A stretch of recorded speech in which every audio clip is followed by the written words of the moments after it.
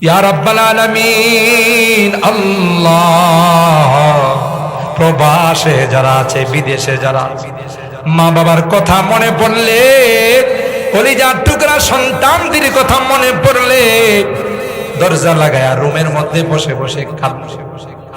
আল্লাহ, তাদের কামাই রুজি রোজগারের বরকত নসিব করে দিও। কাগজপত্রের সমস্যা থাকলে সমাধান করে দিও। ও রব্বি করিম আল্লাহ, আজকের মোনাজাতে বারবার মা বাবার কথা মনে পড়তেছে। জানি না কার মা না কার বাবা। এ মালিক, কতদিন হয়ে গেল মা বাবার মায়াবী চেহারাগুলো আর দেখি না। কত আদর স্নেহ মায়া মমতা সোহাগ দিয়ে আমাদেরকে বড় করছে, নিজে না খাইয়া আমাদের খানার ব্যবস্থা করছে।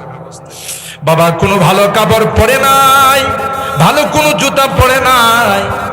কেউ যদি বাবার হাতে একটা মিষ্টি দিয়েছে, বাবা মিষ্টিটা প্যাকেটে করে আমার জন্য নিয়ে আসছে। কাঁধে কুলে করে আমাকে মানুষ বানাইছে। মা জনম দুঃখিনী মা, কত কষ্ট আমার জন্য স্বীকার করেছে। কনসেপ্ট করার সাথে সাথে মা কোনো কিছু খাইতে পারে নাই, যা খাইতো সবগুলো মার বমি হয়ে যায়।